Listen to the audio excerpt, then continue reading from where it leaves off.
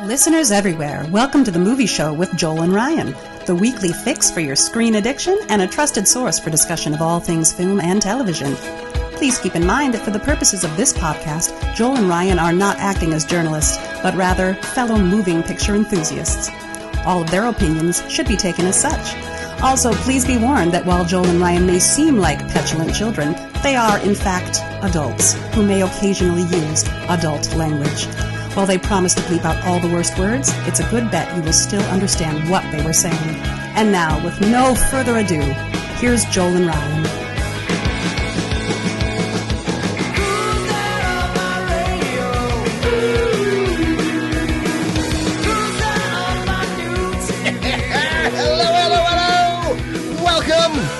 Welcome, everybody, to the Movie Show with Joel and Ryan. I am Joel. And I'm Ryan.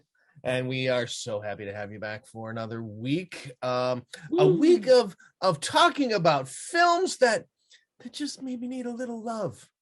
Maybe on this if you are a prescriber of this religion, movies that perhaps need to be resurrected. Roll the stone away and watch yourself some Johnny Mnemonic. Maybe. I don't know. We'll talk about, that's one of the movies we'll talk about. Some of these are not redeemable. Some of them. Yeah. But we're going to try with some of them, and at least that's something. Yes. See. And of course, with this, these are not movies that are being given the love out there in the blogosphere, or not for the most part. So certainly. And this week we are going to be talking about movies specifically within a certain geographical area of space. And well, actually, no, that's not even true. Space. These are sci-fi, fantasy, action movies. Yeah, as Ryan mentioned last week, as we were throwing titles around for movies to talk about, a theme quickly emerged that a lot of these films fit into the action adventure sci-fi fantasy genre. So especially during this era, this mid 90s to early aughts era, there were a couple a year, and none of them, I mean, maybe I shouldn't say none, but these pretty much are the movies in this genre that were released during this time period, and almost none of them are well regarded by anybody. So as I said last week, I hate to throw the words overrated and underrated around, but they do get to the point, at least as far as this goes. And this week, more than last, I think that question mark at the end of underrated is apropos. Yeah. So just be ready. Yeah, and as you heard last week, there were some of them where you went, no, it's not underrated. No, you're wrong. Perfect. It is exactly rated. So but so this time we are going to be like out in space. We're gonna be like, yeah, that's right. Nice. And we are, so let's get, I say we just get right to it. What do you say, Ryan? We better. It's a big list. All right, well, this was because it's the sci-fi fantasy version of Ryan's Video Corner.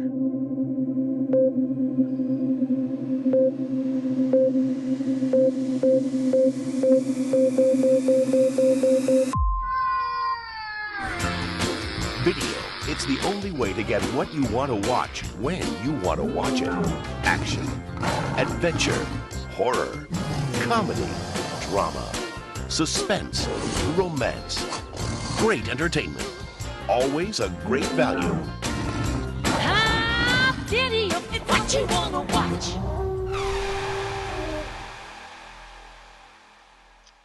Like those brachiosauruses slowly making their way across the video store floor.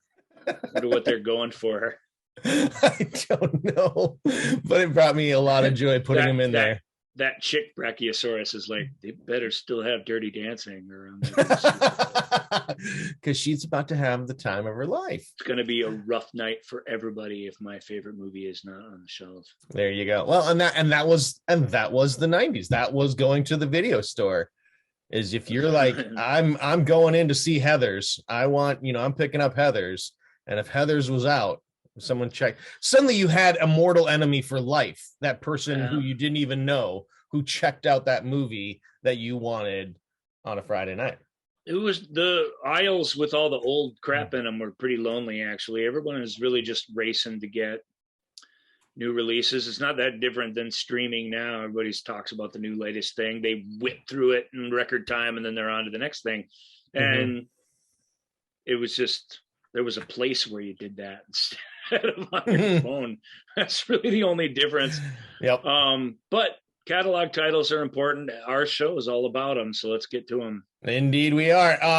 Inspired. I want to believe inspired by the amazing story I told about Sylvester Stallone in the movie Oscar. We are going to start also with Sly Stallone with a little movie from 1995 called Judge Dredd.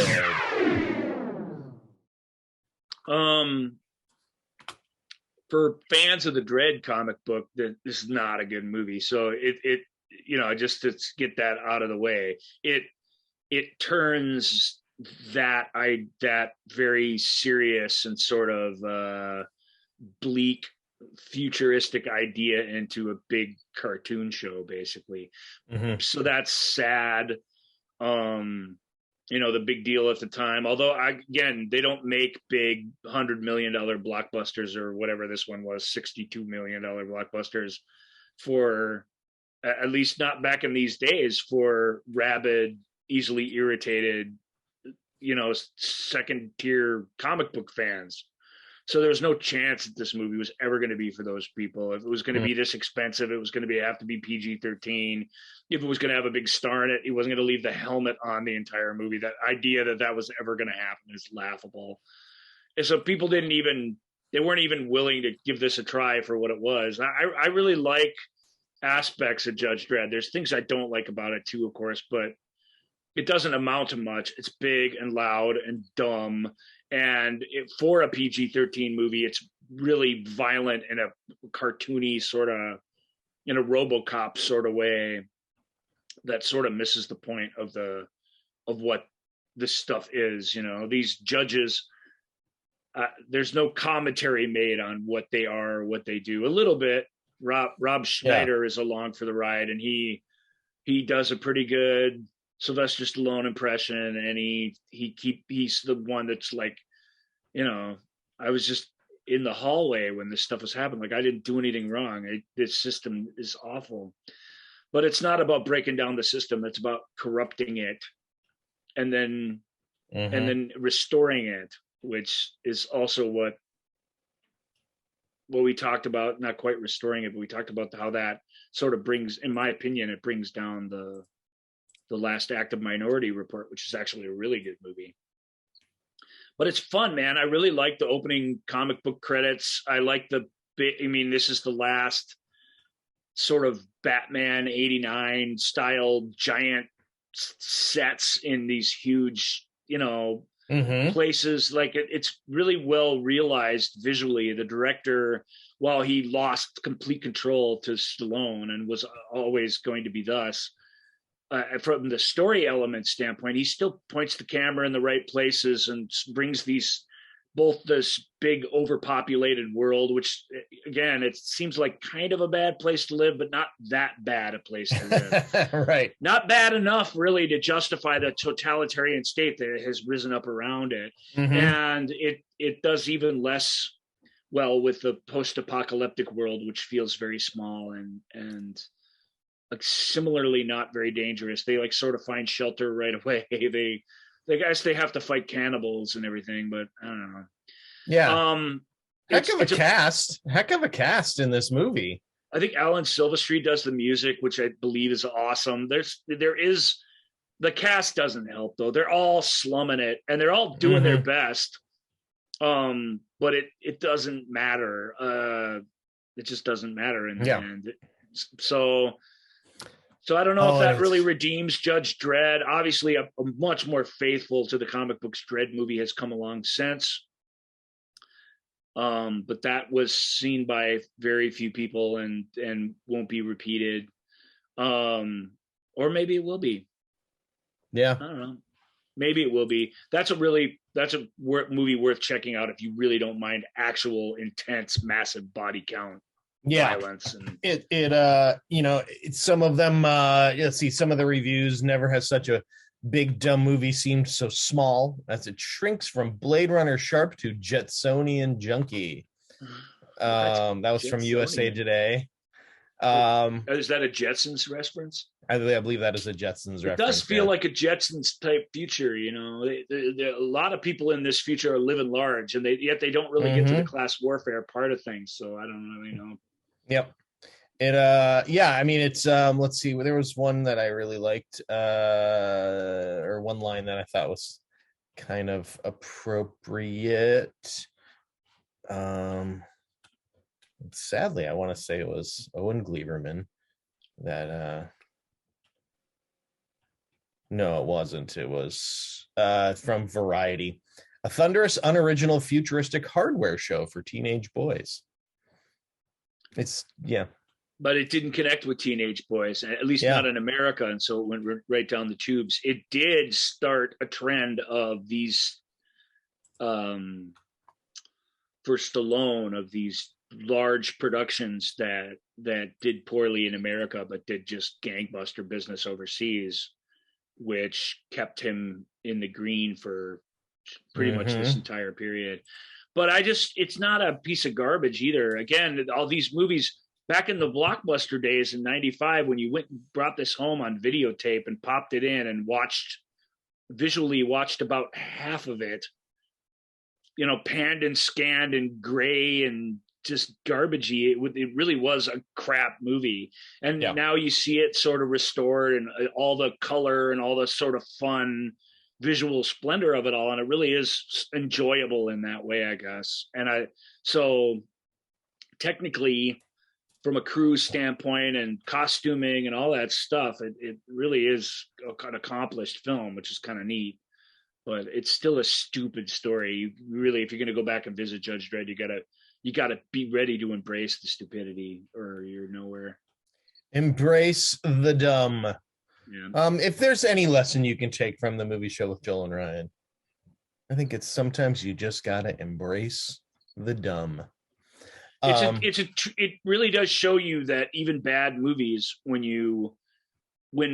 these TVs changed in our lives and they became, you know, much more visual pixels, much more like a movie experience. When disc media came out instead of tape media, and more or less original aspect ratio became the norm for these things, and you really started to see this stuff again in a really cool way. And in high definition streaming, Judge Dredd looks really, really good. I mean, the action sequence and stuff's all really well choreographed. Right. There is sort of a lame one late with all kinds of flying, he's on like some sort of flying scooter.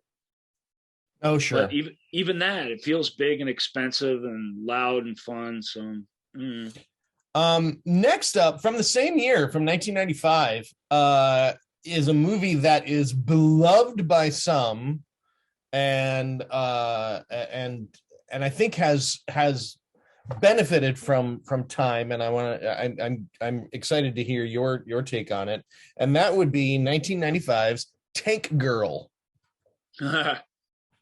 Well, it's a similar style story, isn't it? Tank Girl takes place in a rundown, the post-apocalyptic future. It's got the same bright color scheme. It's got it's actually a very similar movie to Judge Dredd. What it doesn't have is an egomaniacal movie star calling all the shots in the favor of his own character. It's movies about this woman surviving as best she can in, you know, some post-rundown world. And it's by women for women, and that makes it a little different. How a woman survives in the post-apocalypse isn't just by tearing her shirt off and kicking some cannibal ass. There's more to it than that. She's got to be more clever. She's got to be planning ahead for things. Like, there's very much a feminist take on this. Lori Petty's not an actor I really love, but this is a great, fantastic role for her, because she just odd and embraces that weird quirkiness and is really, really fun to watch. And they surround her with some decent support and some decent world building for a much, much more modest budget. And at least back in the 90s, I had a super big crush on Jet Girl, so that didn't hurt. Well, either. yeah, Naomi Watts, of course. Yeah. I mean, this was a movie that, I think as the years have gone on, people see it for its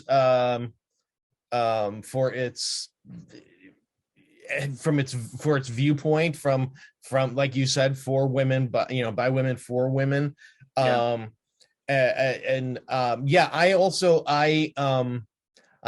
never been a Lori Petty fan of her style of acting, the energy that she brings to a film.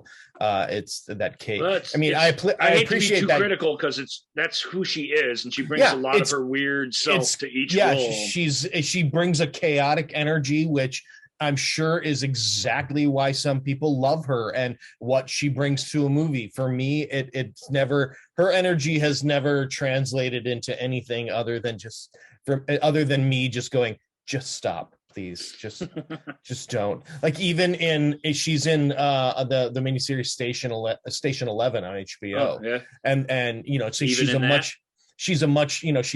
she's older now, but she still brings that kooky energy and that that her very unique choices as an actor, and there were points even in this where she's way more toned down, and I was still even just going, just can you not for a moment, can you not be Lori Petty for a moment, please? She's super zany, and it's a big super stupid zany movie, and that really is it. So it is a good match, I think, in Tank Girl.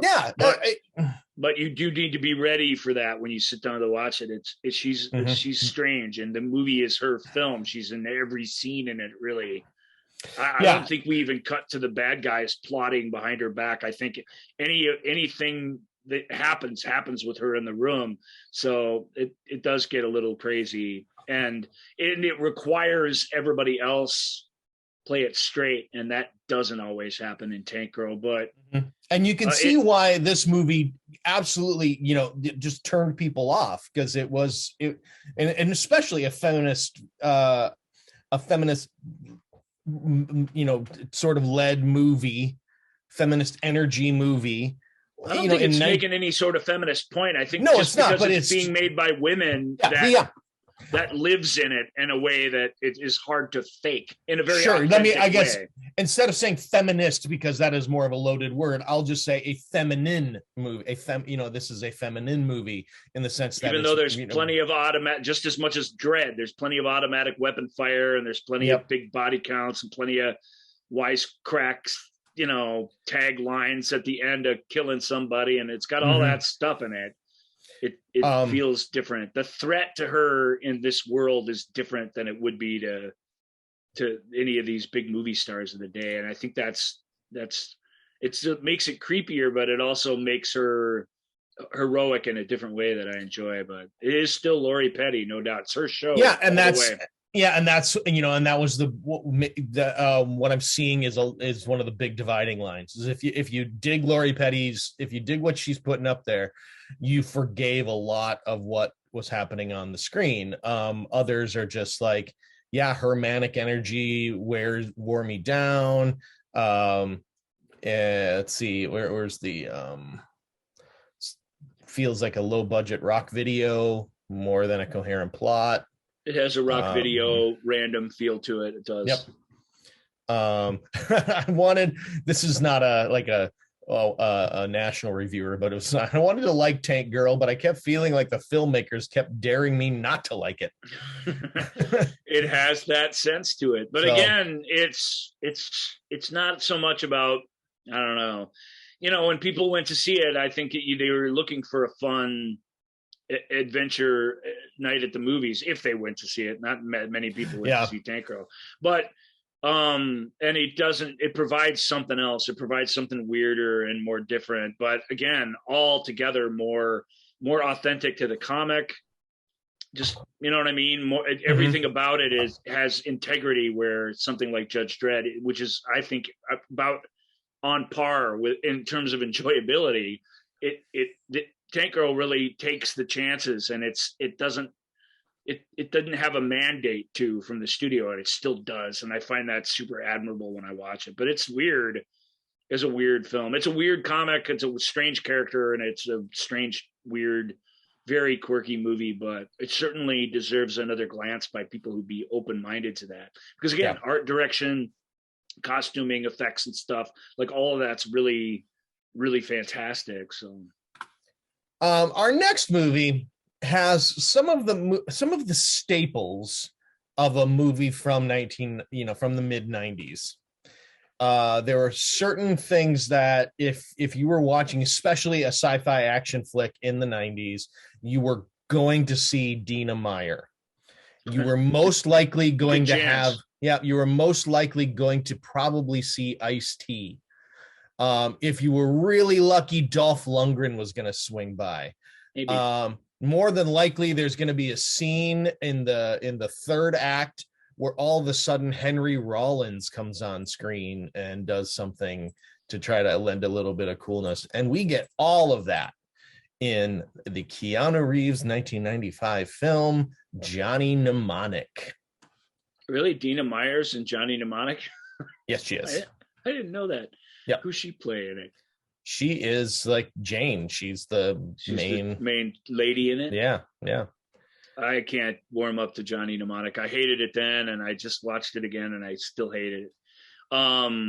It's an ugly movie about ugly people doing ugly things to each other, and the ugliness is too heavy because it also has this same sort of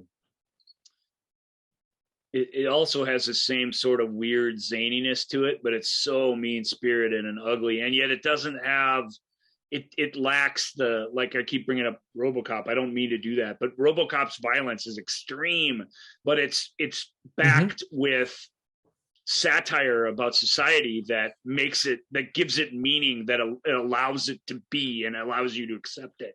If it didn't have that, it would not be acceptable. It's just pretty much as simple as that. This film's got a lot of that, and it's not quite as bloody and horrible, although Dolph definitely plays a really gross and icky bad guy, and he goes all in on playing him. But it's really his actions, it's the way it was scripted that makes it that way. These people who worked on this and drummed Johnny Mnemonic up didn't really do much after this, which is correct, because there's the other thing it's missing from these other two films is it doesn't have that Hollywood competence to it that gets you through to the next scene. It feels slightly off the rails and incompetent. And I don't like that about it either. So it was fun at the time because it was, here's this cyberpunk movie. And I get why Keanu did it, because he of course got to finally make a good movie over some of this similar subject matter when he made The Matrix.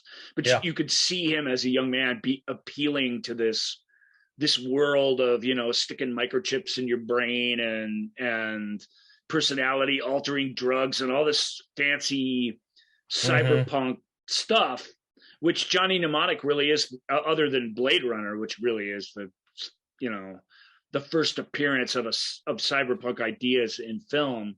It's the next one where it just goes all in on those ideas, but it's too stupid, and it's really way too mean-spirited. It's really tough to get through because of that. If it could have not been so stupid, and the world was just brutal and it could deal with that on its own terms, it could have been something. If it, that's me complaining about what it's not, which I shouldn't do, but right. Well, it's not good, and it's not so bad it's good. So it's just not a fun movie to revisit, unfortunately. Yeah. Roger Ebert, and again, I should have mentioned this at the top before we even started with Judge Dredd. On the movie show with Joel and Ryan, we don't often like to look at what other critics, look at what critics have said and what was in there. But for the purposes of this, we are looking at what critics said at the time. What was the critical? Because these are movies that were panned by critics. Johnny Mnemonic still it had this then, and it still has it. It has its followers who really think it's great. Yeah. So it's not like everyone hated it. Mhm. It has the cool sort of dance beat rap style music of the day. It's full of stuff that was hip and hot at the time, and it's a nostalgic fest for those who somehow enjoyed it. I just didn't. I can't imagine Ebert did either with his. No, I thought he really, in his Roger Ebert way, summed it up. Really encapsulated it. Johnny Mnemonic is one of the great goofy gestures of recent cinema. A movie that doesn't deserve 1 nanosecond of serious analysis, but has a kind of idiotic grandeur that makes you almost forgive it. And I'm like, yeah, that really tracks for me. It's a high-minded movie, or it's trying to be a high-minded movie. It's full of lots of ideas that it really doesn't deliver in a proper cinematic way to any sort of emotional or even like an action sort of payoff. It just doesn't have any of that ultimately. Yep. Not a movie that is I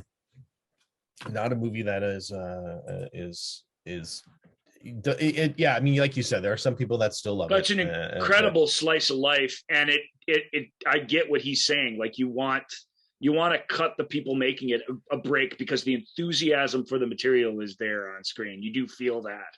It just doesn't. We'll get to a much more competent film that's much worse, that's about similar style stuff here shortly, and it does show you that it almost is a little movie that could. It just couldn't. For the vast majority of us, Johnny Mnemonic is just stupid. The next movie, and more so than maybe any movie on this list, if you liked it back in '96 or whatever, the odds of you still feeling that way if you revisit it are very, very low. Whereas often nostalgia is the drug that gets you through and makes you enjoy something like Judge Dredd or whatever. This just doesn't work on that level for me either, unfortunately. The next movie, I vividly, again, 1995, strong year for less than good sci-fi. They're all trying, which they're all trying. But... Yep. But the next, I do remember when virtual reality, when we started hearing all about virtual reality in the early 90s. The thought is that, we're all just going to get jacks put in our head. And what if everything is so real in virtual reality that it actually gets to be reality? And that is what happens in Virtuosity. Oh, this is the movie I was just talking about. Virtuosity is terrible. It's such a terrible movie. It's one of Denzel Washington's least favorite films he's ever made. He plays this cop who's hunting down this guy who was created in a computer or whatever and then escaped into reality, or I don't really remember the exact plot. He has all these personalities of serial killers. Right. A whole bunch of serial killers all wrapped up into one, and he somehow is smart enough to get out of virtual reality and into the real world. Right. And of course, havoc ensues, and it does. It's a big, flashy, like all shot at night sort of movie. There's all these big crowd scenes and stuff in disco. This was made by the people who had just made Lawnmower Man back in 1992. So the whole team is dealing with the same ideas, except that was based on a Stephen King novel whose ideas, at least a couple of them, found their way somehow into Lawnmower Man. This is not a movie of ideas. It celebrates the killing and it just really celebrates it. It's a really dark, icky thing. I believe it's rated R at least, which makes it better than some of these that sort of do the same thing, but is it? Mm-hmm. Rated R. Damn well should be. It's not because it's so bloody or because it's so gross or whatever, but it's just so ugly. It's a super ugly movie. It's not about, if you're into serial killers, I don't see how this satisfies that, because the killer himself doesn't really take that seriously. He thinks it's all a joke. Played by Russell Crowe in an early American language film. He had been in a bunch of really good Australian films up to this point, and then this was one of the first films he did here where he was, got to take stage a little bit. And he's a lot more interesting to watch than Washington is, who you can tell is just, he's playing a suffering like character who's suffering through making the movie. He said, I'll never make an action movie again. And what he really meant was, I'll never make a crappy action movie like this again. And, I'm not just, I'm not going to make a decision on what I do based on what it is anymore. I'm going to really dig into, what my part in it is, because this was an empty, hollow, awful experience and nobody really liked it. I don't think anyone really hated this. I don't think this was a blip enough on the radar that, that critics like came at it or anything, or that we were all shocked that it was terrible. Mm-hmm. Got a pretty good, Peter Gabriel and Tori Amos song in it. It's got, again, it's got that soundtrack where it's got all these, I can't remember all that, but, Lords, whatever, and not Underworld, but stuff like that. It's just stuff that's really, really cool at the time. I remember buying a lot of dance music at the time because I wasn't really into rock. I wasn't into grunge. So synths and big beats were a lot more fun to listen to at the time. So I have this soundtrack still, which is pretty good, but Brett Leonard's not a really good director. You feel it in Lawnmower Man. If you ever seen the long version of Lawnmower Man, you could feel, wow, this guy does not know what he's doing. Doesn't know what he's doing. And somebody somewhere, the editor, the studio took it and so was like, okay. And the regular version of Lawnmower Man has that dangerous sense of, what are they doing here? This feels like this. I mean, this is interesting because we've never seen things like this on screen before. So it really was cutting edge from an idea standpoint, but he's not a good filmmaker. And this movie, it's better composed, it's better put together. The technical aspects are all there, but it feels even more hollow and sort of like, I don't know, from a storytelling aspect, I don't really know what to do except to just let these things all just exist at level 10 from the beginning to the end. And I hate Virtuosity. I went to see it with my girl at the time and owed her an apology afterwards. Because we both just felt like, ew. Like it's not, there's nothing fun about it. So what is it? Because it feels like the serial killer's having fun the whole time. Yeah. And to his credit, he doesn't, I mean, he'll kill anybody. That's not a problem, but he doesn't go out in the world looking to kill people. Like he's just kind of amazed he's here. So Crow plays it in an interesting way, and he plays up that creepy childlikeness of the guy, but it's just really icky. And the main character, played by one of the best actors of his generation, is not. It's just not a story that allows him to bring anything to it other than what's there, and what's there is not enough. So that's my take on that thing. It is a good soundtrack. I'm looking at the track really listing here. I can't deny you that. got Peter Gabriel, Tori Amos, and with Party Man, but you also have the band Live. You also have Debbie Harry featuring on a track, Lords of Acid. Yeah, London Lords. Yeah, I Beat got halfway to Lords of Acid. Yeah, That's what I was thinking of. William Orbit. So it's a lot. Yeah, a lot of those great 90s soundtrack reminds me bands. of the Strange Days soundtrack, which came out around the same time. Strange Days is not on this list because it's a bigger film to talk about at another time. But that's another really morally repugnant film that came out around the same time that was about similar type stuff that was super gross and makes you feel awful when you watch it. So let's talk about a movie that was very, very talked about, very I don't know if anticipated is the right word, but I know there was a lot of curiosity surrounding what the heck we were about to see on screen. And that would be John Frankenheimer's and Richard Stanley's The Island of Dr. Moreau. Boy, it's hard to dive in. I thought about not putting this on this list, but but this film, the story behind this film is so much more fascinating than the film itself. Yeah, and of course that's what's taken on a life and has made this relevant, because all this movie is a disaster. It was going to be a disaster with Richard Stanley shooting it. When Frankenheimer took over, it was still a disaster, even though John Frankenheimer knows what he's doing. He's a really good filmmaker comparatively. We talked about Richard Stanley a few weeks back in our AI thing with his film Hardware, and that launched him into doing a bigger scaled thing. And his dream project was to adapt H.G. Wells's The Isle of Dr. Moreau, or Isle of Lost Souls, sometimes it's called, or maybe I'm conflating those. Maybe they're not even based on the same thing. But either way, Isle of Dr. Moreau, it's been adapted before. Don Taylor made a version in the 70s with Burt Lancaster and Michael York. And in the Michael York role, although taking over for Rob Morrow last minute, was David Thewlis.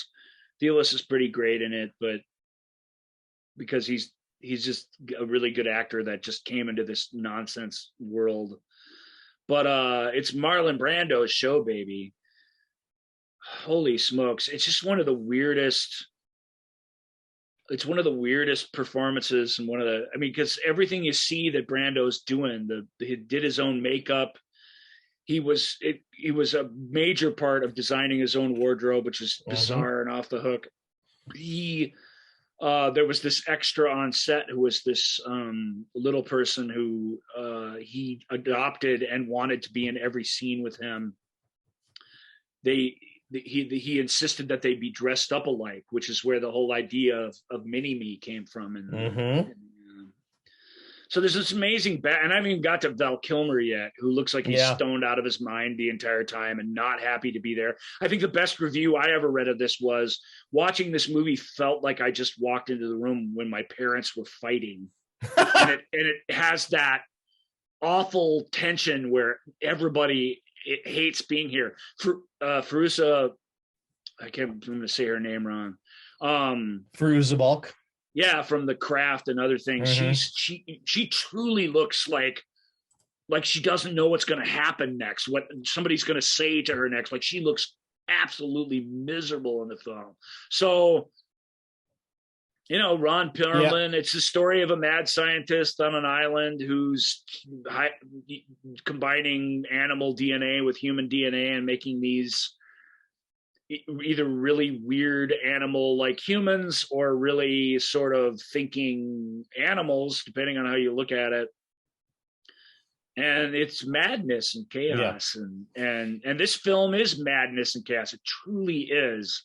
So this is another one I went to see in the theater, not with my girlfriend, thank God, but another friend of mine who she's just like, that's the worst movie I've ever seen. Why do you keep going to these movies? Well,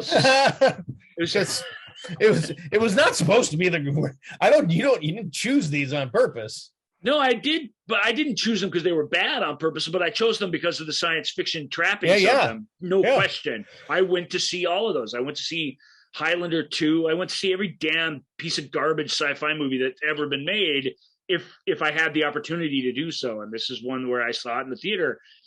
I was one of 12 people nationwide that saw it in the theater the week it opened. Marlon Brando was on like Letterman. He was claiming it was going to break all the box office records the week it opened. He made it just shortly after his daughter committed suicide, I want to say. Yeah. It was just terrible.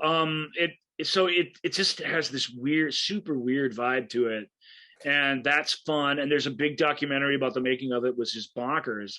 But there's also, go ahead. I was going to say, there's also, I mean, if you see the Val Kilmer documentary that Val did on big himself, chapter in it, big chapter, and his, as someone who worships at the altar of Marlon Brando, he was like, why he hated making that movie is because he felt like they. How dare anyone give a note to Marlon Brando? How dare anyone? That's in his documentary, because all other reports suggest the exact opposite attitude from him. Well, that's what I mean. That's what he was saying. He's like, he used to lock himself in his trailer and not come out until Brando came out. They were feuding. They hated each other. They were hyper competitive with each other. Yeah. They didn't talk to each other. They stopped talking to each other off the set. Or, I mean, this is all relatively clearly documented. So some idea that he was worshiping at Brando's altar seems rather absurd. If you give notes, if Richard Donner didn't give notes to Marlon Brando during the making of Superman, then Jor-El would have been a piece of vapor. If you know what I mean, you can't just let him do whatever the hell he wants. They already gave him enough rope to completely hang himself and make a fool out of himself with this thing. Yeah, he took the job because he was like, oh my God, I get to work with my idol. I get to work with my idol. That's why they all did it. Yeah, but that wasn't enough in the end. Although Brando does. He's the only one. He's in his own world and in his own movie, and he's the only one who, like, every time he's there, he's clearly in charge of what's going on. Richard Stanley was sent to the airport after he was fired as director and replaced by Frankenheimer, and he snuck back on his set. He had one of the animal people dress him up as a leopard man so that he could be around, so that he wouldn't completely abandon his dream project.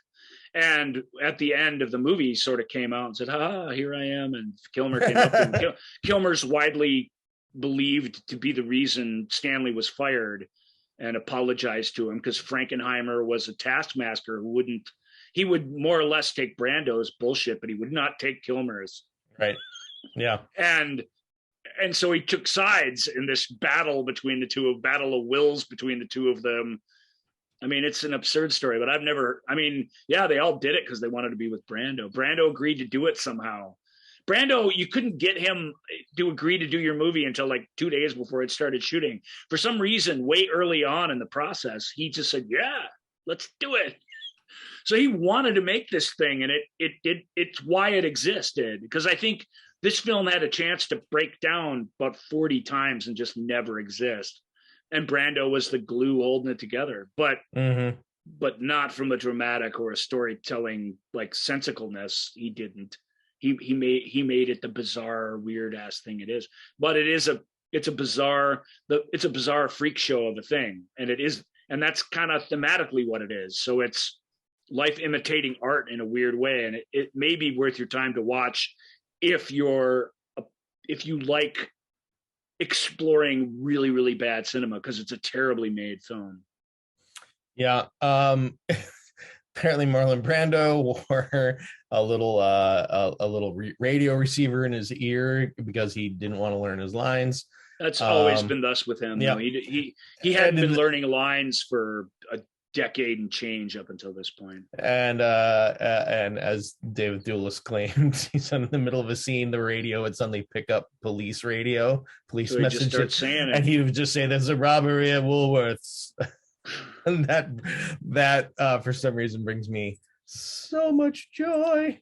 Yeah, it sounds like a lie, though. Where they were filming this, the chance of him picking up police radio remotely like that seems pretty slim. But who knows? It was probably more of just a good anecdote that was indicative of the crappiness that they were going to. Again, it's a widescreen entertainment shot on location with a lot of beautiful stuff to point the camera at, a lot of good set direction. The trailer is not, maybe it's not good, but the trailer sells it as a smart, intense movie, whereas the movie is a silly, goofy, stupid movie. And, that's where the disconnect is. But the trailer is pretty good. I mean, the trailer made it look like some sort of Michael Crichton-esque, like, horrors of science thing, like it would, and we've talked about it before. If you get visual storytelling right, even if your story is awful, you can make a cool trailer out of it. People have done it all throughout history. And this had a good trailer. The trailer got me in my seat in the theater with my friend Jen. We were the only ones there opening weekend. So it didn't break all the box office records. It fell a little short on that. There's a lot said about it, but Val's choosing in his own documentary that he's in charge of to only remember that detail of it is absurd, because that is not the story of Iowa Dr. Moreau at all. Yeah, well, he spends most of the time talking about how much he hated John Frankenheimer. Oh, sure. After he said he went up to Stanley and he said, if I had any idea that this is what was going to happen, man, I would have been behind you. But he wasn't. Val was a, saint. Batman era Val Kilmer was absolutely full of himself and off the rails as a movie star, and people stopped wanting to work with him. It got that bad, and that's because of, and then add a couple of big box office bombs in there, and then you're persona non grata for a while. He battled his way back into good works and scattered some throughout here, but coming off of Heat and even off his terrible Batman movie, he was a huge star, and what he chose to do with that was just, and I don't want to get into the psychology of Val Kilmer, but in a way he self-destructed because that's his nature. It's a little bit my nature too, so I sympathize, but he did do it in a very big and public way. You just can't piss everybody off all the time. Really is as simple as that. All right. Well, let's go from an island to deep space, where a rescue crew investigates a spaceship that disappeared into a black hole, but is now returned with someone or something new on board.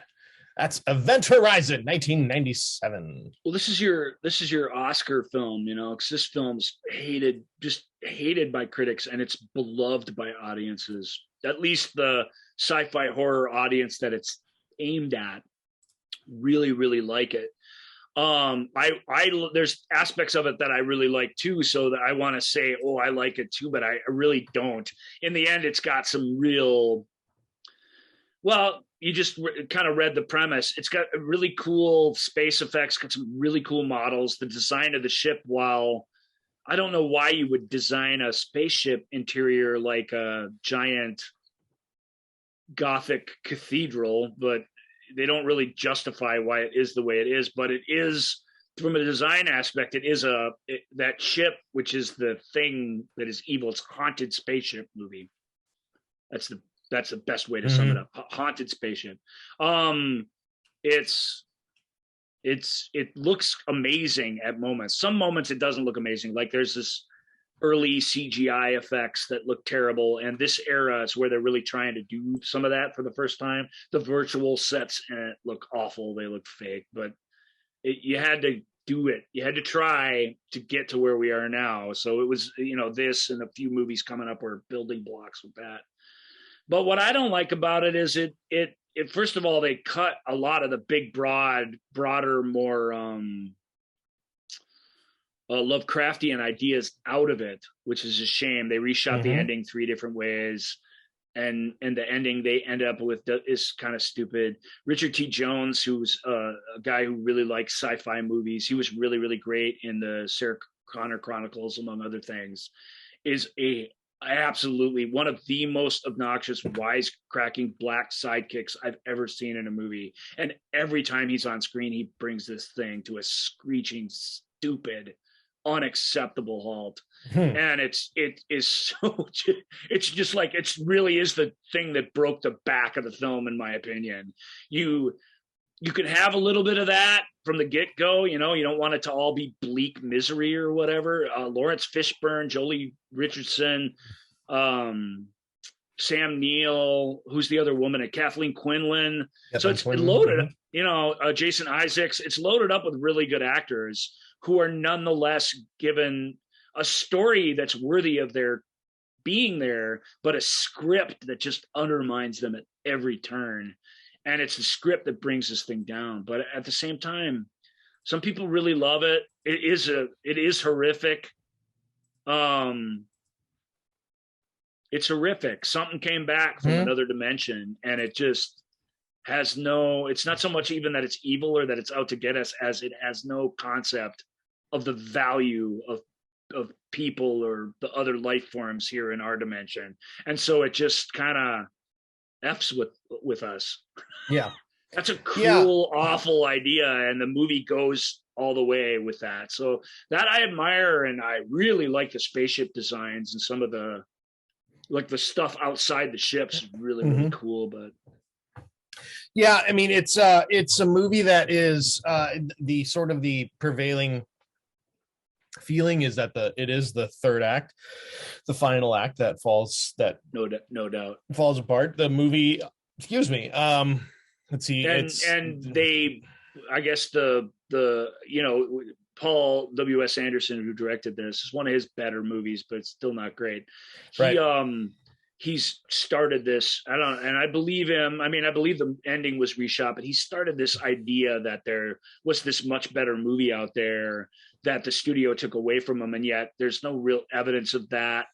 Yeah, some producer found a VHS copy of the longer cut, but won't share it with us. They won't even show it. So it's kind of like, and they haven't even had time to see it. And when asked about it, Paul W.S. Anderson has said, like, well, I'm pretty sure if it's an old VHS, it's not like we're going to be able to reuse any of that footage to make a better version. But the whole thing feels like BS to me. It feels like not completely. I'm sure they clearly did change the ending several times. But this idea that there's a smarter, better, more thoroughly explored movie out there feels like something that, because it can't be proven, we might as well keep talking about it. And the tragedy is that we'll never get to see it, even though if there is a VHS copy of it, Shout Factory, who's known for unearthing this crap, tried really, really hard. They would have, not everybody would have bothered with that, but they would have put that on disc. It would have been what it was. It would have been much, but it would have given you a sense of what they're talking about. Right. The fact that whoever possesses that, and I know who it is, but I don't have it on my fingertips right now. I can find it here. Lloyd Levin. Yeah. I don't believe it. I don't believe there's much better movie out there than this, I guess is what I'm getting at. I believe there's a slightly different one. Right. But I think I really do believe that in my heart. Although, again, if the film in a lot of key ways has the charisma of its own convictions, that's what's good about it. But it's people are flayed and crucified, and I mean, it's just a harsh film. It's a harsh film whose script is so tonally goofy. If I was my old boss, Joel, what I would have said right there was, "Am I boring you, Joel?" Sorry. I yawn all the time. I'm not a morning person. It's stuck. Yep. I guess we're all boring Ryan. Yeah. Sorry, so I had to get that out of my. I said it was such a weird way to react. Yeah, it is. Yeah. Oh, am I boring? And I had to think, I'm like, what? Oh, I was yawning. Like I didn't even notice. It's just a physiological response. Is Event Horizon boring you, Joel? Well, it did many people. Event Horizon is beloved by millions. People really think it's awesome. Yeah, that's the disconnect here. I don't want to go into what the ratings were and stuff, but we're talking like the difference between critics, really, really bad F ratings. Roger Ebert said if you could go see Event Horizon, or you could have your friend put a steel bucket over your head and just hit it with a hammer for 2 hours, and you'd have the same experience. Yeah, that's how harsh people were to this movie. It is an ugly, gross movie, but it's more than any of these that we've talked about, the fan love for Event Horizon and the myth of the better version it's just all. It's huge. Right. It absolutely has its followers. I put it on overrated lists because I think they've swung so far their own way that they can't even see kind of how bad at least some of it is. Some of it's good though. Yeah. Roger Ebert, he complained about it, like the rules that have been established for the movie change in every scene, which it just is jarring. I do like this one. To paraphrase, oh God, where is this? It was so good. To paraphrase Winston Churchill, this is from the Chicago Tribune, but to paraphrase Winston Churchill, never have so many done so much to so little purpose. Yeah. Huh? So the evil in it has a randomness to it, no doubt. That if that alone was not my problem with it, but it has some other issues too. So a movie we name checked last week, but we can talk about it this week, is 1997's The Postman. Well, we won't talk about it too much. The Postman's real problem is it's so epic and it's so long that what's bad about it wears out its welcome with the audiences. Yeah, in a rather intense way, because it's I don't think it's a bad movie. It's a good, right? Exactly. That's too much, man. The Postman is not Dances with Wolves, truly. But it Kevin Costner, hot off of Dances with Wolves, made this giant film based on a pretty interesting novel by David Brin about it's also sort of a post-apocalyptic totalitarian state, and it's about what it's this idea that what institution or what brings hope amongst the institutions of our world, and this guy pretends to be a postman.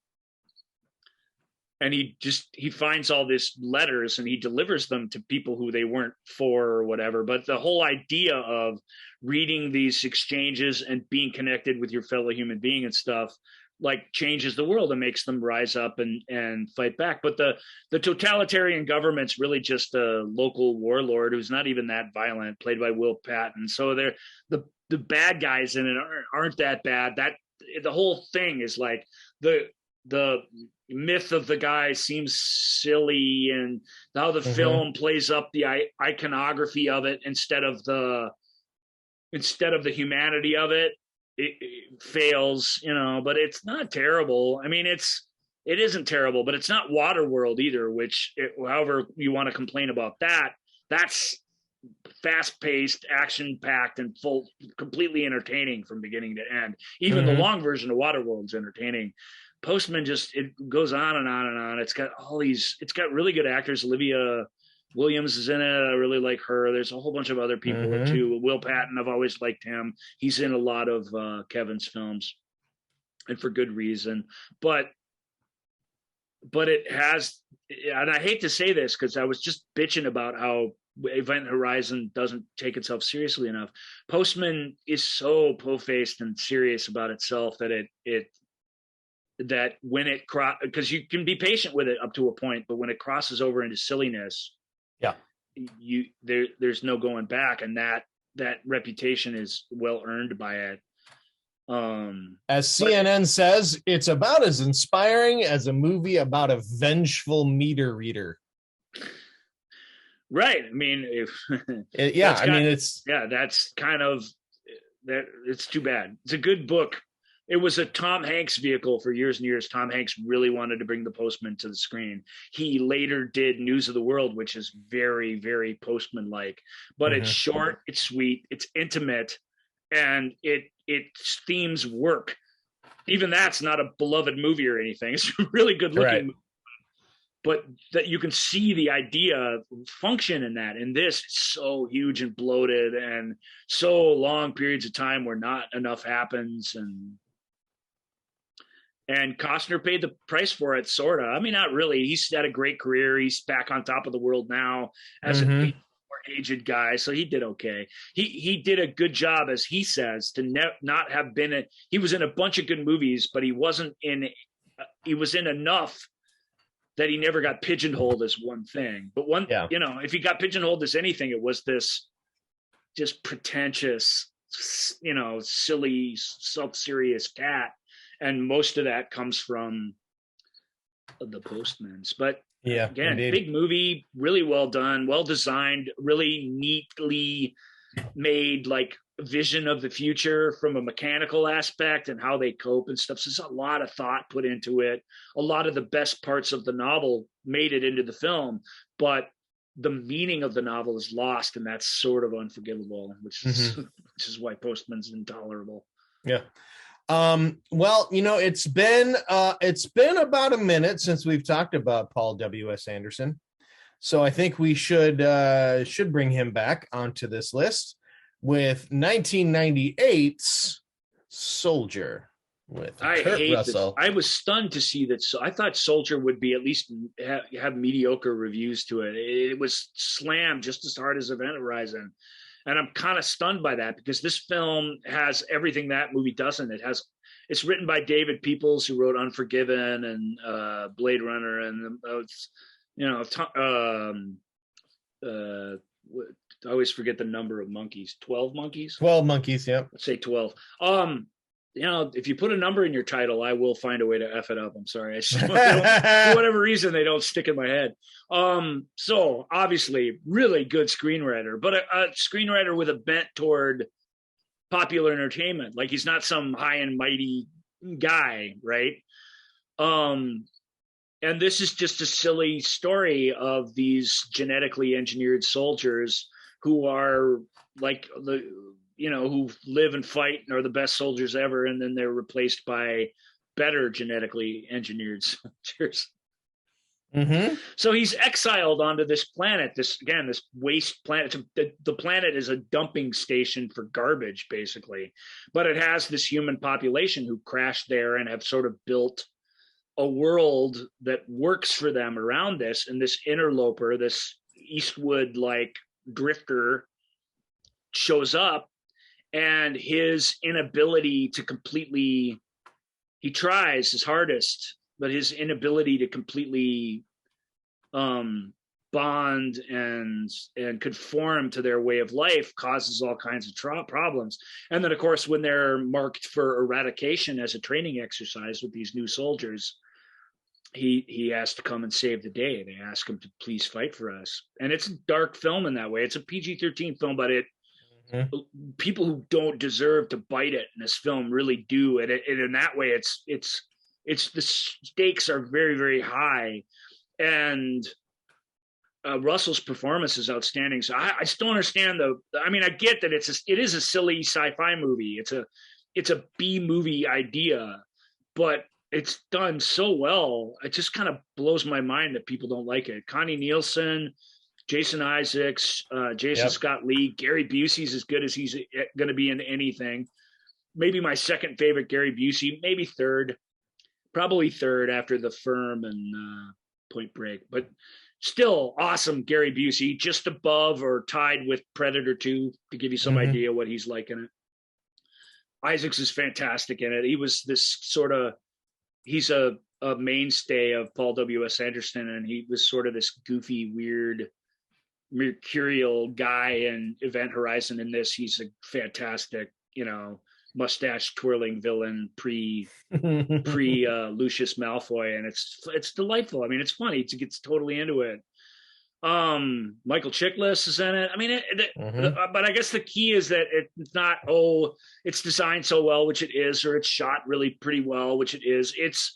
It's Anderson's story in his career that has heart. It's not Mortal Kombat. These people, you give a crap about them. Yeah. They have kids. They're making it work.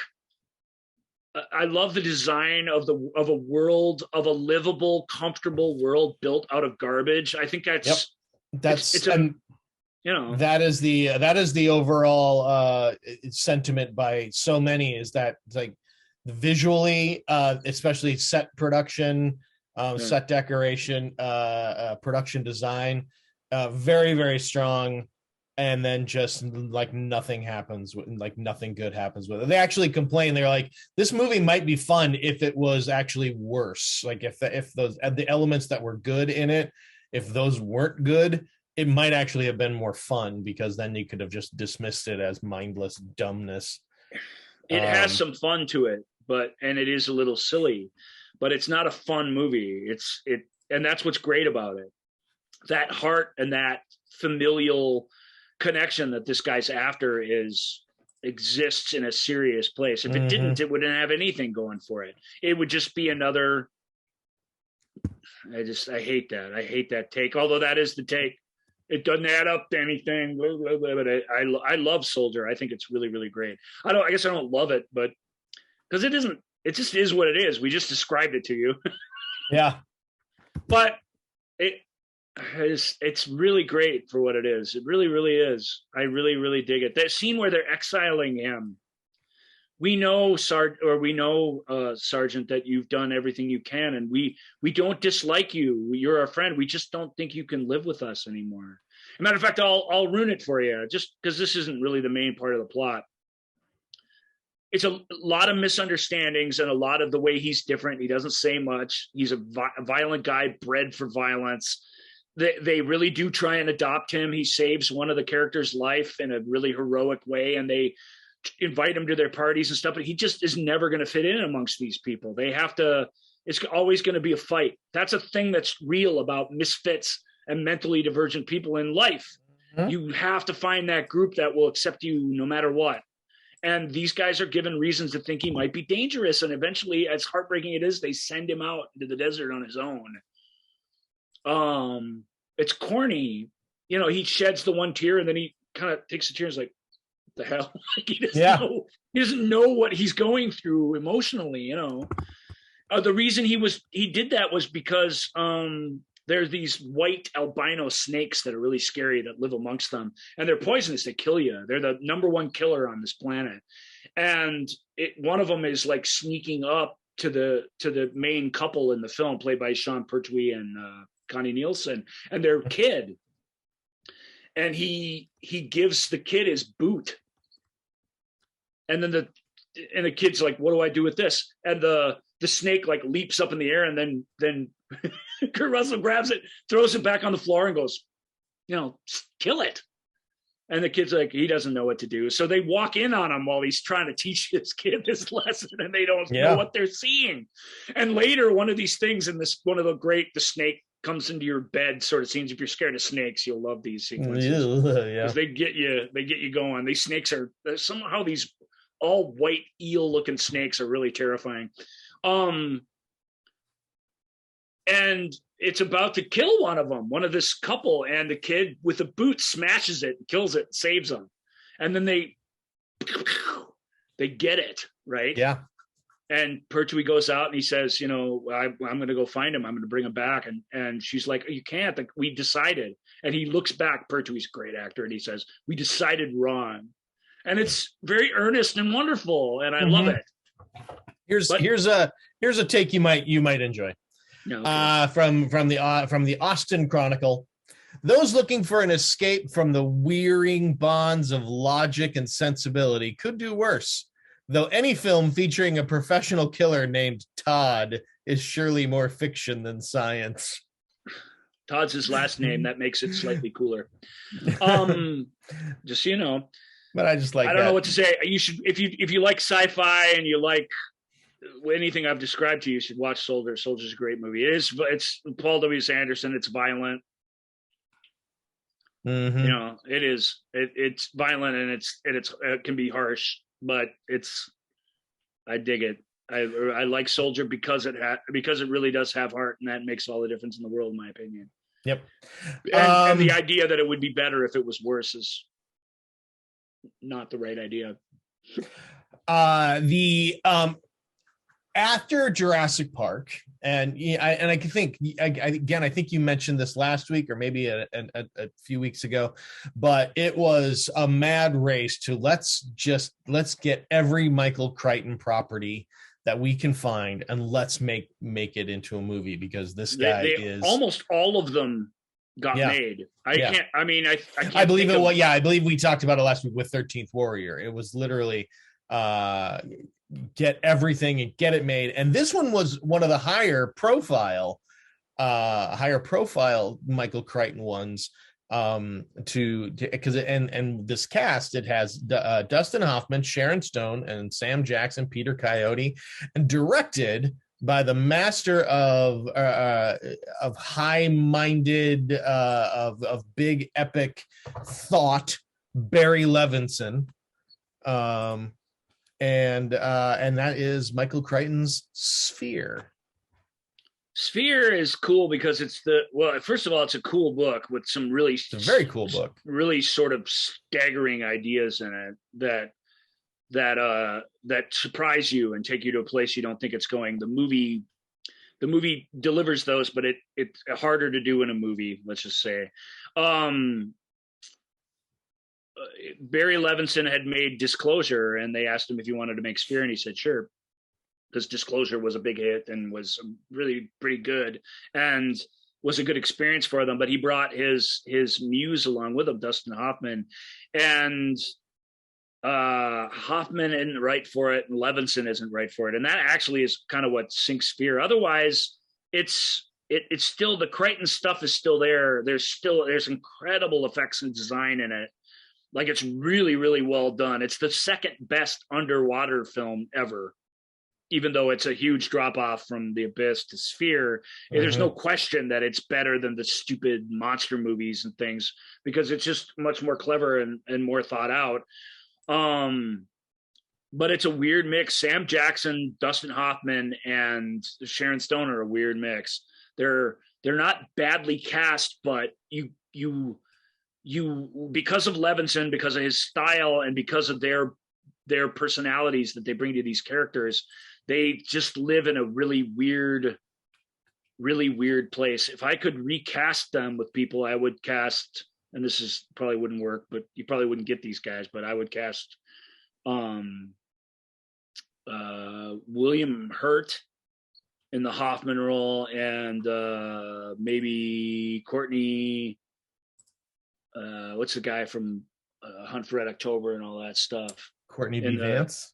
Yeah, Courtney Vance as the mathematician. I don't know who I'd replace Sharon Stone with, but somebody who can live in it and not just demonstrate it. You know, Sharon's not a bad actress. I think she's really good in Casino, and she's really given it her all in this. She's got a lot of gobbledygook and exposition to give, but she just shows you everything. You know, it doesn't feel like it's happening inside. Mm-hmm. You know, it's hard to explain to me with her. She's very demonstrative actor, which is a bummer. Although she makes some fun choices in this film, but it just feels weird. It feels improv-y, where the story is formal. You know, there's this disconnect between the filmmakers and what's going on. In fact, Liev Schreiber steals every scene he's in, because he's the only one that's really in the movie. It's hard to explain, but when you watch it, I promise you'll have that experience. Even Coyote, you know, I don't know. There isn't really anybody else. Huey Lewis, I guess, is in it for a few minutes. Yep. Queen Latifah. Queen Latifah for a bit. Andre Braugher was oh my God, originally considered for Harry. Yeah, for that character. Yes, and Sam Jackson doesn't do a bad job, but Andre Braugher, that's the guy. That's the guy. This weird guy. That's what we needed. We needed a scientist, and we got a movie star. And that's what all three of those guys are. The only believable scientist is Schreiber. He's fantastic in it. And he's the most fun, cool character in the book, right, Joel? Remember? Bring back. Yeah, bring. I mean, it's been a long time since I've read it, but yeah. Ted. He is amusing. We all feel the same way, truly, when that line comes across the screen. Big spaceship, big mystery, what's going on? You know, big ideas, big like first contact ideas of the mind. And it explores a lot of really cool things. It's got a lot of really cool action and atmosphere in it. So it's not a bad movie, but people were not able to get over that freewheeling feeling. That made it seem, that made the more serious bits not swallowable. And this film's got big ideas. It goes to weird places, and you got to be able to be buying in from the get-go to get there. And you can tell Hoffman doesn't know what he's doing. I mean, he's not a bad actor. He's good in it, but he's there because Levinson said, you're going to do this thing. And he's like, well, okay. And he's doing his best, but he didn't want to be there. He took it for the wrong reason. And Jesus, Andre Braugher, it just shows you. Yes, that's who does it. Yes. The Washington Post said, ultimately, the explanation we've been waiting for turns out to be just that, an explanation. And that's that to me sort of captures the missed opportunity of. Well, on the pages of a book, that's all it is too. But it's a revelation because they come to it on their own. And in a movie, a book like ending like that, although I don't know how else you do it. Yeah. But the final moments in the film are widely criticized, but they're right out of the book. So it is kind of it's just maybe too weird an idea to exist in film. It's possible. Mm-hmm. I mean, it's possible. I don't know, because it's a great book, and like a lot of Crichton's books, Congo, Eaters of the Dead, we talked about. It reads like the best movie you've ever seen. You want it to be a movie like right away when you're reading it. So Sphere gets closer to being the movie that you wanted than it doesn't, and I think it's very unfairly dismissed as being stupid or silly, or it tackles those ideas which are tricky, and it from an idea standpoint, the film works. From a character standpoint, I'm not so sure. Hard to say. All right, next up is movie that. Oh, and Elliot Goldenthal, who back in the Alien 3 episode Michael was ripping on. I still don't understand how that can be. Elliot Goldenthal is so good. He'd score for Spear is fantastic. It's just awesome. Come back to us, Elliot. Don't listen to Michael. He doesn't know what he's talking about. We need music. We need music as part of our cinema. We need it back. It's not even part of it anymore. It's there, but what is it? Yeah. And when you watch Sphere, you get it, man. You get real music that stand on its own and yet supports the movie perfectly. And that's what a great music composer used to be. I don't know what they are now. Another, and in the late 90s here, we had a lot of, in the mid to late 90s, we had a lot of films. We had a lot of big budget feature films being based on TV shows from like the 60s and 70s. Sort of like a reimagining of these properties, some sci-fi, some of the sitcoms. They tried to turn some sitcoms from that era, like Bewitched and I Dream of Jeannie and stuff like that. Still trying to get comedies. That baby boomer cinema goer money. Mm-hmm. You see, when it switched to us, the movies didn't get better. 21 Jump Street. Correct. It's not good. Yeah. But in 1998 we had Lost in Space. Gary Oldman coming in, William Hurt, Mimi Rogers, Heather Graham, Matt LeBlanc. Replacing what's his face at the last second. We sort of talked about this movie once. I brought it up as one that I really liked, so I won't dwell on it because it's not good. What's bad about it is what they nail. It has a really weird CG character. It's got some CG scenes that it absolutely just can't quite pull off, but that was true of all the films of this era. They didn't quite get there. What's fun about it is that huge sense of adventure. When the ship takes off, it's the sequence by Stephen Hopkins. It's imagined as it's sort of styled after the rocket taking off in Apollo 13, and you feel that when you're watching it. That's an inspired idea, and this film is sort of full of inspired ideas like that. It reimagines Lost in Space as a big, franchise starting adventure, basically, is what it wanted to be. It's corny, though. It's super corny. Boy, is it corny. But Lost in Space was. So it really is just trying to capture that, I think. The prevailing sentiment is that it is trying to capture that, but it does it with none of the charm. It's hard. It's hard to be a corny Irwin Allen 60s adventure in 1998. It's really tough. This film came out the same week as Primary Colors, and it was the first movie in months to be number one at the box office that was not Titanic. This is the era we're talking about. Yeah. Leonardo DiCaprio's other movie was out at the time too, the Three Musketeers one, Four Musketeers, Man in the Iron Mask.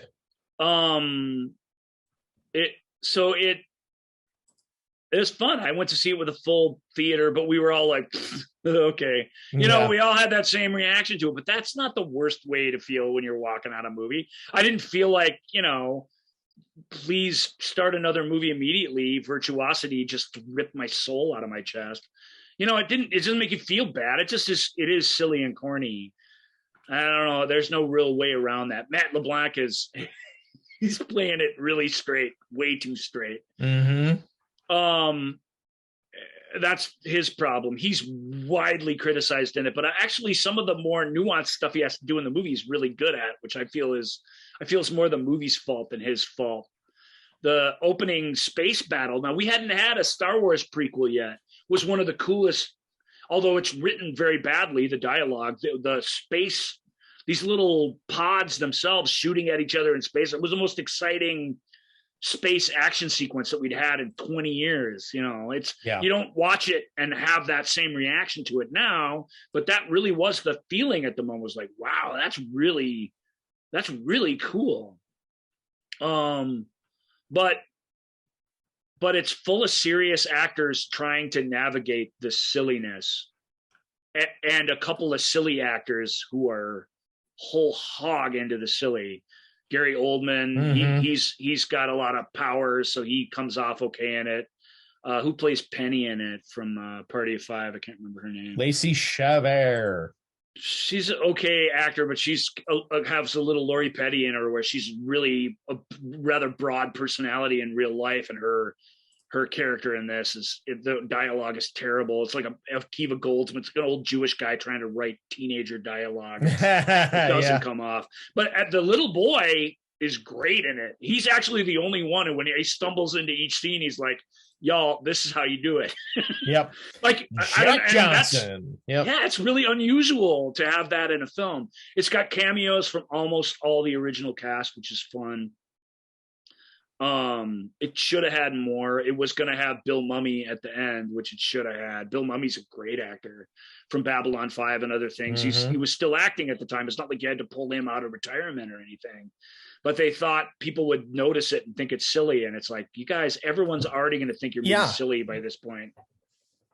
Yeah, but it's got some cool ideas. I love the exploration of the Proteus floating out in space. I think that's fun and looks cool and is mysterious and dangerous. I like the weird time waves that they suffer at the end. Like, it's got all these fun, goofy 60s sci-fi ideas. It's got like 3 episodes in one, basically. And I like the design of the stuff, and you know, it's a fun, goofy movie. I liked the original Lost in Space, and I felt like this ain't bad.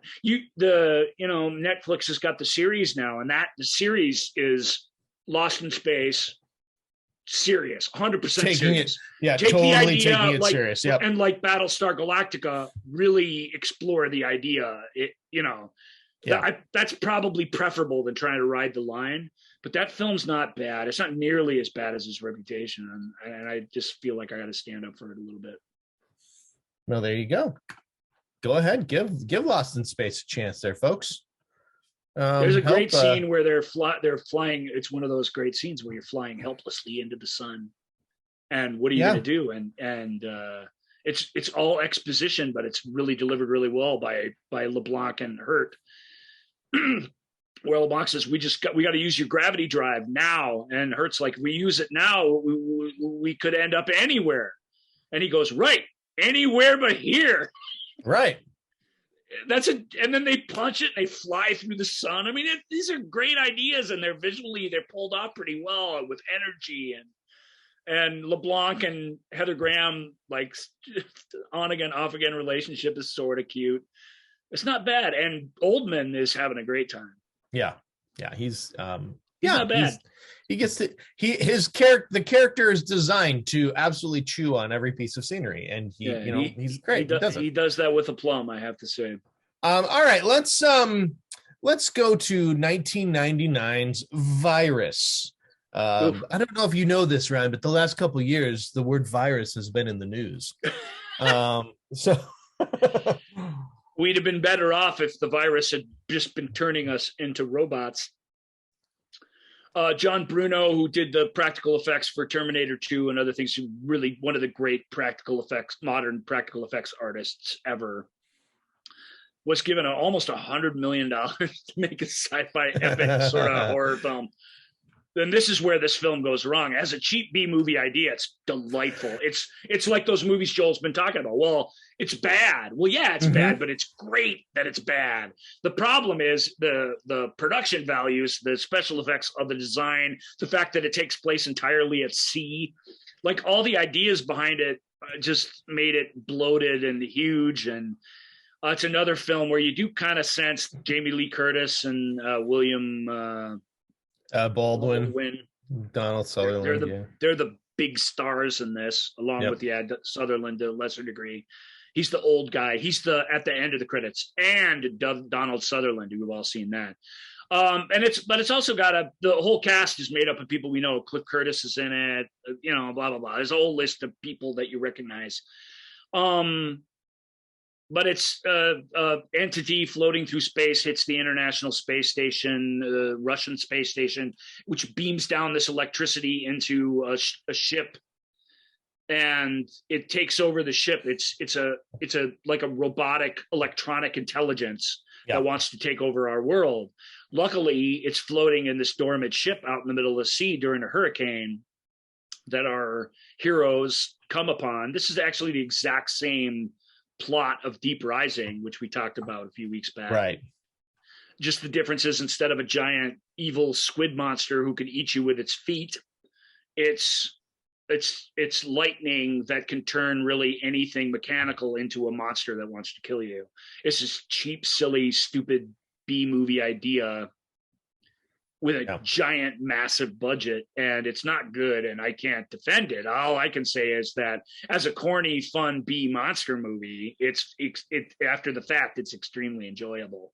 I don't think we need to spend much more time on Virus other than that. Okay. Yeah.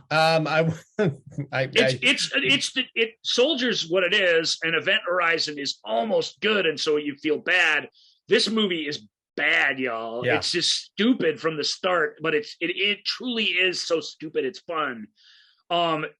Who's the woman in it from Tombstone and other things? Joanna Pacula? Pacula, yep, Joanna Pacula. She's the lone survivor of this relationship, and she is off the hook crazy, and it's fun. That's a fun thing to get to play in a movie, and it's fun to have these weird robots, and then how they try and like make faces and stuff but can't. Like even the evil robots are fun in a creepy way, but our heroes got to save the world, man. They got to sink the ship. They got to do something.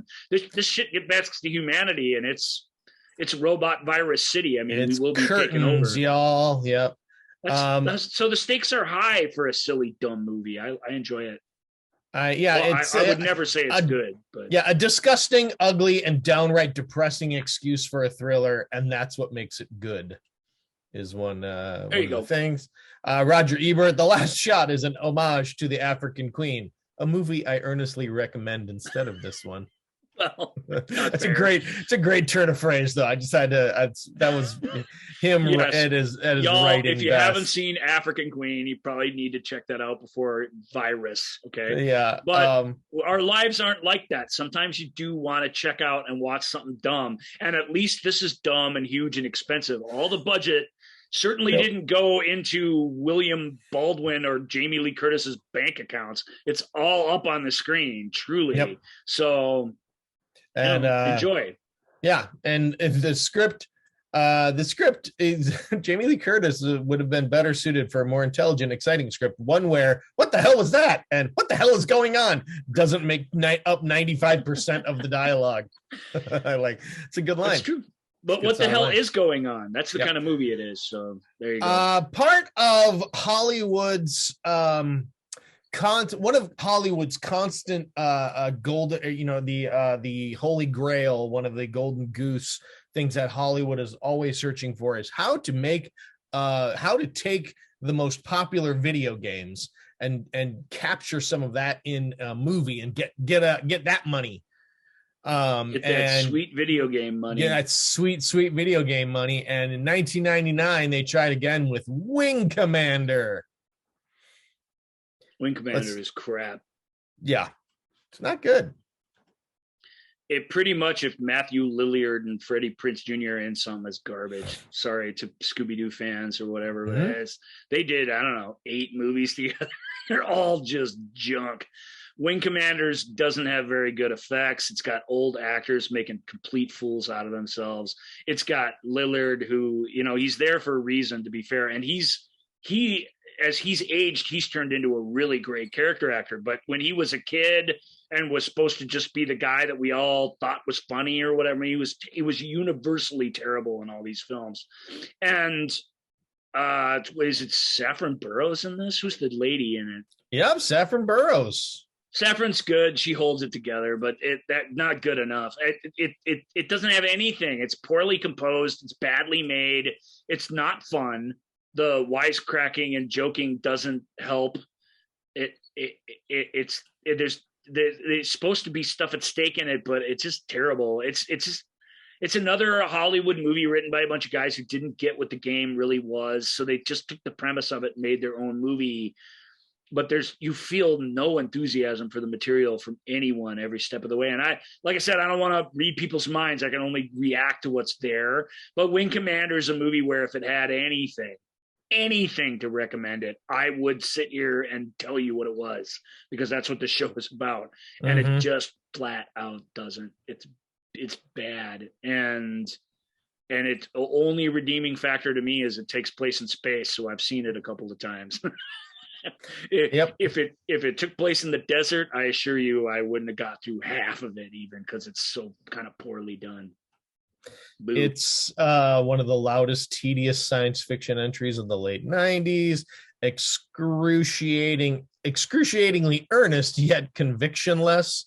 One reviewer just said this was a TV. The whole review was, "Oh my God, what a piece of crap."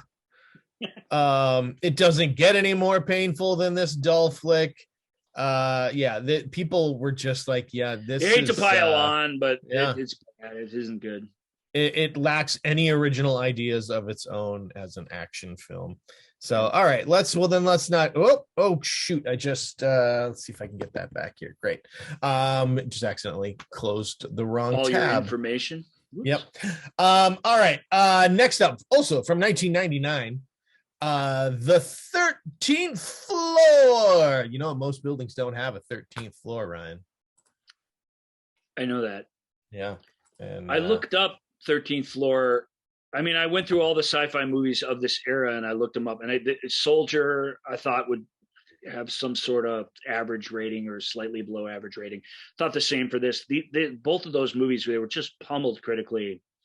13th floor is a noir mystery that takes place in a weird science fiction future in a very strange past of the 50s. It's the virtual reality film that we were waiting for. It doesn't have weird gooey people having sex in virtual reality, or it does have kind of a creepy serial killer, but he comes to it naturally by having his mind sort of blown, as opposed to being developed in a computer or whatever. Well, I guess he was. I don't know. I don't want to spoil the whole thing. I watched 13th Warrior as a double feature with the film Gattaca, which is universally beloved and worshipped. And I think they're very complementary to each other. I think they're both really, really good. They came out around the same time. They have similar sort of design aspects to them that are great. Craig Bierko is not the greatest leading man in movie history. If he was, he'd have been in a lot more movies than this, but he's not bad. He's exactly kind of the thing that this film's calling for. And I think the revelations in it, although you can probably see them coming, this came out at the same time as The Matrix, same time as Dark City. It's a similar kind of movie, and it's not as good as those, but the idea that it's some hunk of junk is almost offensive to me, because it's really well thought out, well done as a story, I think, and well performed, and maybe overly earnestly, as these critics like to say.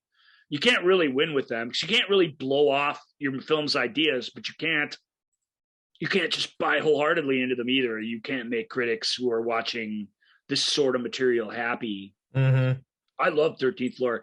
I can't talk too much about the plot. It's really, really good. It's really a diverting and moody and atmospheric film that I really, really dig. Yeah, it's 1937. Yeah, that's cool. Yeah. There's this think tank in modern LA. Again, it's got this weird LA sort of late 90s photography where you're never really outside, but the heat from LA is like coming through the windows, and the dust in the room is all illuminated. It's very gray and just very atmospheric. And there are these people who take these virtual reality trips to this alternate 1937 that they've created and that they're developing. They're using it as like their template for how they can develop all these virtual worlds and stuff and make $1 jillion. That's the idea. But something weird happens, and I really dig it. I really dig that film as a film of ideas. That's really great. Dennis Haysbert plays the cop in it. I mean, how can you go wrong there? It just has a lot of stuff that you really, really love, even though it has the trappings of a noir thriller in this sort of sci-fi setting, which people may not buy into the tone of that, possibly, but I loved it. I really think it's wonderful. Lots of tone problems, lots of feeling like it just seemed like a holodeck adventure from Star Trek Next Generation. And let's see, what was the one? A lot of problems with the ending. Ending is awesome. Yeah, with the if it didn't stick the ending, you couldn't love it. This is a movie that has to do that. Well, for some it didn't stick the ending, I guess. Then we'll those people. Yeah, it's kind of all. I mean, some reviewers did not like the acting in it. Well, a lot of people loved the. Yeah, the acting's interesting and broad. It is very. They're going for sort of 1937 acting, if that makes any sense. So that's an acquired taste, but if you know that when you go into it, I think you'll enjoy it. The story. That's harsh. This one was harsh. As compelling as a knock-knock joke. I don't understand that. I really don't. I really don't. I mean, but then again, I watched every science fiction movie ever made. So when a decent one came along, I wasn't willing to let it be ripped on. So those people are stupid. Give yourself over to it a little bit. If you're going to fight it the whole way, it is ridiculous. I'll give you that. But our next film. I would love to hear what, as someone who is an absolute devotee of Kenneth Branagh, what our good friend Rob thinks of his turn as the villain in 1999's Wild Wild West. Well, we won't talk about. I can't talk about Wild Wild West. I'll tell you this: this is a studio film gone completely awry. John Peters always wanted to see Superman fight a giant spider. None of the Superman directors that worked for Warner Brothers throughout the years were willing to deliver that to him. So eventually, he got it in this film. Wild Wild West is a really fun late '60s Star Trek era sort of Western with a sci-fi twist, like an investigative Western with a sci-fi twist. It's a delightful show, in my opinion. Wild Wild West was a staple on TV. And this is supposed to be like I love it. This is supposed to be a teaming of Kevin Kline and Will Smith, and it's supposed to be a Men in Black kind of thing. It's all the people who made the Men in Black franchise that made this movie. Barry Sonnenfeld claims that the reason it's bad is because Will Smith wasn't allowed to be the fun sidekick because Kevin Kline demanded that he be that. And if that's how you view Hollywood and that's how you view storytelling, Barry Sonnenfeld, then you're never going to make a good movie again, because that's the stupidest thing ever. That one little element is not what brought down this big hulking piece of crap. This film, every decision you guys made, every step of the way was the wrong one. And it's all up there on screen. It's an absolute giant summer blockbuster, big budget disaster that is terrible. And of course, the critics thought it was terrible. We don't need to read too many critic reviews unless you have a particularly funny one. There's one. The Guardian UK felt that it's the title of the movie, because British newspapers, you know, they love wordplay. This movie should have been called Mild Zest, or just Failed Jest. Oh my God. Wow. Your review managed to sink lower than one of the worst movies on this list. Excellent job, Guardian. Oh, that made me that's so normally dumb. We're a fan of the Guardian because that's terrible. I mean, that's not just terrible writing, it's just fucking absolutely stupid. Find something to say about the movie. I just sat here and talked about Wild Wild West in whatever substantive way I could manage. And you just rhymed a bunch of non-words to a bunch of dumb crap. And you got paid for it. So you suck worse than Sonnenfeld and the rest of the team. That made one reviewer did say the only relief is that Sonnenfeld is a director who believes that movies should be short. It is short. Yep. It's a nice there you go. sub 2-hour film. Yeah. All right. Next up, we have Charlize Theron as the titular with a great haircut. I was dating a girl with the same haircut, kind of looked like Charlize at the time, and I was like, "Oh, this is awesome! I'm dating a movie star." Charlize Theron with Johnny Depp, but Charlene is the titular, the astronaut's wife. I can't put my finger on what's wrong with this. Astronaut goes into space, comes back, and he's kind of different. We've seen this story a million times. It doesn't do anything more original with it. I'll give you that. But it doesn't feel super terrible. I mean, I don't know. I watched it and I was interested enough to get to the end of it. I can't say that it's great, but it passed the time adequately. You know, Depp is there's no twinkle in his eye at all. He's really serious in this role. Charlize's situation is not, it's a scary, weird one. You know, your significant other is other, and what do I do? And how do I even cope with that? It's not an easy situation to be put in. It's not good though. As a matter of fact, everybody thinks it's bad. So maybe I'm the only person on the planet. I don't love it, but I just have a hard time understanding how people who love movies hate on a formula movie that just sort of does its job and ends. It's not that bad, in my opinion. Go ahead, though. Tell me why I'm wrong, critics. Yeah, I mean, no, it's just it's all they really. A lot of people like Charlize, but feel that Johnny Depp's choices were all like really robotic. I paid to see the astronaut's wife, so you don't have to. Yeah, we've heard that one. I mean, one. Let's see. It's derivative. People feel like we've seen it done better in other productions. We have definitely. I admit. Some people feel that. All that. I just don't think it's a piece of garbage. It's a decent enough film. And if your Johnny Depp isn't fun enough for you in it, then what movie were you signing up for? I mean, watch it and tell me what else he should have done. And Charlize is good in it. She was in this and Devil's Advocate around the same time. You know, pretty bad films where she had rather star-making performances in them. And of course, we know she became a big star, which she deserved. Yep. Because this isn't this is an easy movie for a lesser actor, and she was relatively new to acting at the time, to get completely lost in, and she doesn't. She holds it together. So there's a terribly fine line between nihilism and rampant idiocy, and Ravitch hurls himself across it. Rand Ravitch, the director. Okay. Yeah. I don't. That doesn't seem to be.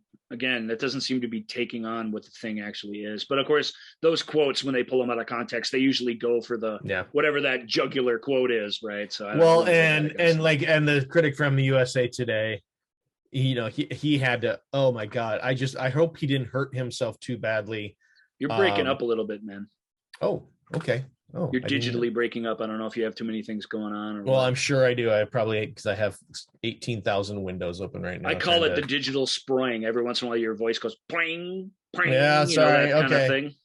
Well, the guy from USA Today, I hope he didn't hurt himself too badly, patting himself on the back, because he felt so good about himself when he said, "Houston, we have a problem. It's called the astronaut's wife." He loved. He was like, "Guys, I got the headline. It's gonna be so good." I don't know what to say. It's not that bad. All it's right, not worth spending too much time on. Yeah, here, hold on. What I'm going to say, I'm just going to quick here. Why don't you start? Could you please start talking about our next movie, Dungeons and Dragons? And I'm going to boost my signal here a little bit. It's weird because Dungeons and Dragons was one I was going to skip, but real quick, Courtney Solomon, I believe is the name of the writer-director who somehow bought the rights to Dungeons and Dragons. And because he did, Hollywood had to turn to him when it was time to make a movie about it. So it's a fun story of a guy with no experience in the movie business whatsoever, finding his way to owning a very recognizable bit of IP, and New Line Pictures wanted to make a Dungeons and Dragons movie, had to do it his way, and his way, it turns out, is pretty terrible. It's not the movie sucks so terribly bad, but it just something about it. It misses the mark. There's a big world created from a design aspect, but it's populated with like 30 people. It feels tiny and strange and like a cheap TV show in close up, even though there are some design aspects to it that are kind of cool. It's also short and truncated, and the story doesn't add up to really anything. Everybody pretty much hates Dungeons and Dragons, and I sort of hate it too. It's the one fantasy entry on here. Courtney was allowed to make a ghost story later, which did slightly better business, but it didn't show him to be a much better director. So, An American Haunting, I believe it's called. So he's not good at movie making, and it's not really his fault. I mean, start small, man. Make a student film or something. Learn what to do, The reality is that any schmo can show up and direct a movie as long as you got a director of photography and an editor and all these people. They'll get it done in the end. It takes a mountain of people, but will it be a good movie? Answer is, in this case, is no. What's the next one on the list? Supernova,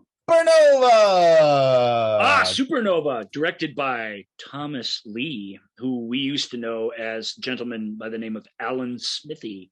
This film was actually written and directed and adapted by Walter Hill. Mm-hmm. But he had his name taken off of it, and then there were several different filmmakers who had a go at it. The version you see in the end was edited and recreated by none other than Francis Ford Coppola, which is stunning. So here's this movie. It's not good. James Spader, Angela Bassett, Robert Forster, even just naming those names. No offense to Angela Bassett or whatever. I know people like James Spader, but it's bad. It's a really, really bad movie. It had a great trailer with Three Dog Nights, Mama Told Me Not to Come playing in the background, which really made you feel like you were going to see some sort of dark, maybe definitive psycho and space film, which that's what this is. The psycho is played by that dude who looks like Tom Cruise. I can't remember his name. Peter Facinelli. Yeah, Peter Facinelli. So I don't know. It's awful. This is an awful movie that was patched and repatched together and just trying to make it into some semblance of something entertaining. But the dry, dull version that Hill made in the first place is probably the best version of this film that could have ever existed. And I still watch it every once in a while because it's got some kind of cool ideas. And it's got a really cool idea where James Spader goes in a shuttle down to this old mining colony and like investigates what's happening there. So if nothing else, it's got this one sequence that I really, really like visually and atmosphere wise. But Supernova's stupid. It's just exact same plot as Event Horizon. All these spaceships on a rescue mission. They're both medical ships. They get called out on this thing, and Robin Tunney's in it. What's his face? Young Guns guy. What's his name? It is Lou Diamond Phillips. Yes, and they're all doing the worst work of their careers. Lou Diamond Phillips, Robin Tunney, Angela Bassett. These aren't bad actors, but this movie is bad, and it hangs them all out to dry, and that's hard to watch, in my opinion. So Spader, even Spader, the close-ups of him and stuff aren't very good. It's got the kid from it's got all these ideas that go nowhere. It's bad. They shouldn't have greenlit it in the first place, but once they did, they should have just accepted it for what it was. That's my take on Supernova. And you might have had something passable. Instead, they cheesified it before they released it to theaters. So yeah, that's a pretty common theme here. Goes nowhere, and when it gets there, it's not anywhere.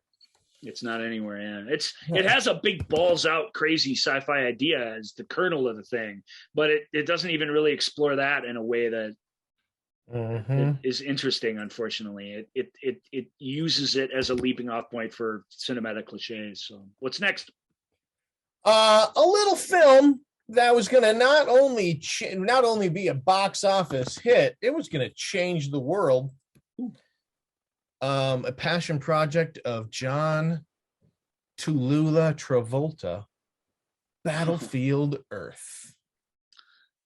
Well, there's more fun things on this list that I wanted to talk about, but since we're having technical difficulties, and since Battlefield Earth is the all-time worst, it really is the all-time worst sci-fi blockbuster ever made. This is a movie, thankfully. It has this going for it. This truly is a movie where you can turn it on and go and laugh your ass off all the way through it. That if it didn't have that, it is awful, but it would be unredeemable and terrible.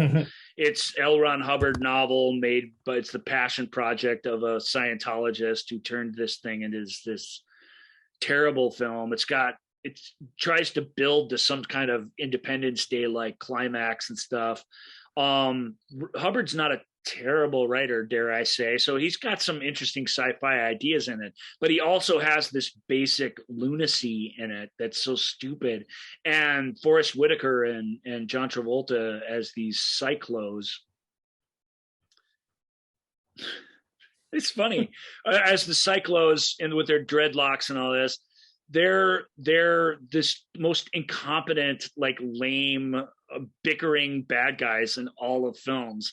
But like I said, at least they're the worst ever. I mean, here it is. It's the worst you're ever going to see.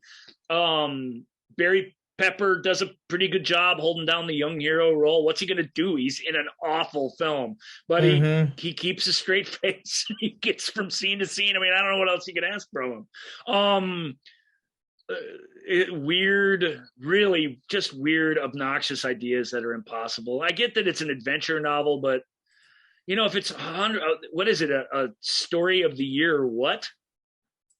Do you have that in front of you? The tagline for the film, the year 10,000 or something? Hold on a second. Let me just find it here. Scroll down. It's the tagline, a story of the year or something. I can't remember. A saga of the year or something. Yeah, I mean, it takes place thousands of years into the future when long after the cyclones have taken over the earth and the humans live like barbarians in the woods, the remaining humans. And the central conceit of the final assault on the bad guys is that they find this Air Force base that 10,000 years later somehow have all these F-15s that are still functional and filled with gas and yeah, and able to just be sort of picked up like a hula hoop and figured out all of our heroes. It's just so stupid. It's so stupid, but it's so stupid in a really, really great way. And so that's Battlefield Earth. I don't know what to say. We all thought it would be stupid. This movie was a self-fulfilling prophecy. I mean, nobody thought it would be good from when it was announced to when it came out to when it was over. And in that way, we never gave it a fair shake, but lives up to the hype. Lives up to the hype. This is the worst movie ever made. And if we've read some of these critics, some of their worst work we've read on the show today. But if you really want to read full reviews of somebody, a good test, because nobody liked Battlefield Earth. There's no positive reviews of it. Last week we found a positive review of Catwoman. There was one. There's none of this. That nobody cuts it a break. But it is a unique opportunity in criticdom where you've got a film that fails on every level imaginable, and it's not a review that a decent critic should be able to write and not just nail the fun and the negativity of it both. So it's a good litmus test for whether you're on the same page with a critic, in my opinion. I've read as many negative reviews by critics of Battlefield Earth as I can, because I'm like, this is, here it is. Your job on a silver platter today. Go to work, and let's see how they pull that off. And the good ones, ones nail it. It's really fun.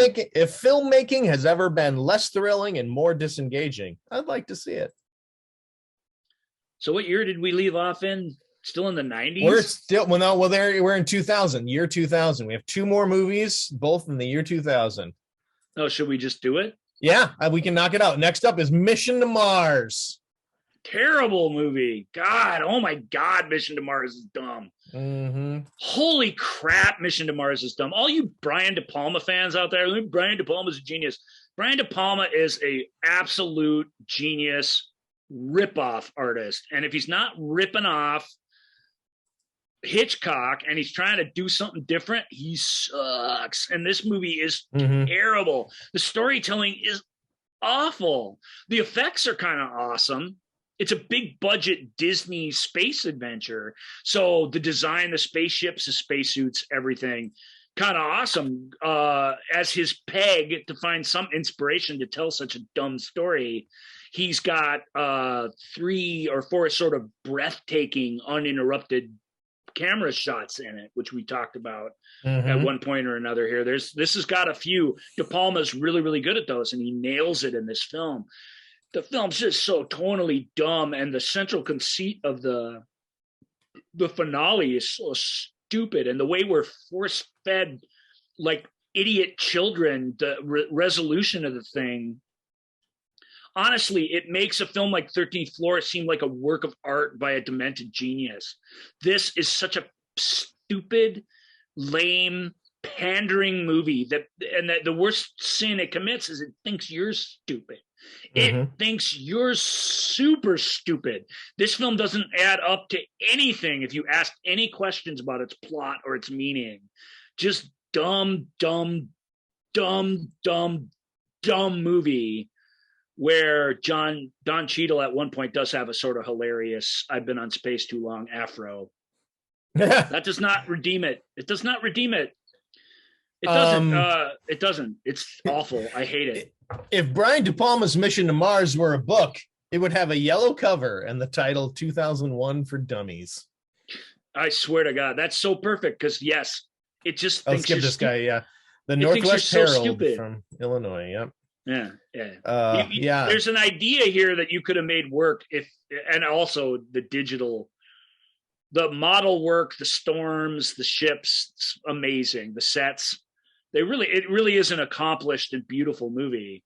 But the digital effects at the end are terrible. They're so awful. The digital things at the end, I guess I don't like even that. I can't bring myself to spoil things, Joel. But so surely you can't have. I mean, yes, Mission to Mars. That quest for mankind to set foot on another planet, that is something that is driven and all that drives a lot of us. Surely, okay, Mission to Mars missed the mark, but surely Red Planet, released the same year, is gonna take care of that, right? Well, Red Planet has one thing going for it, Joel.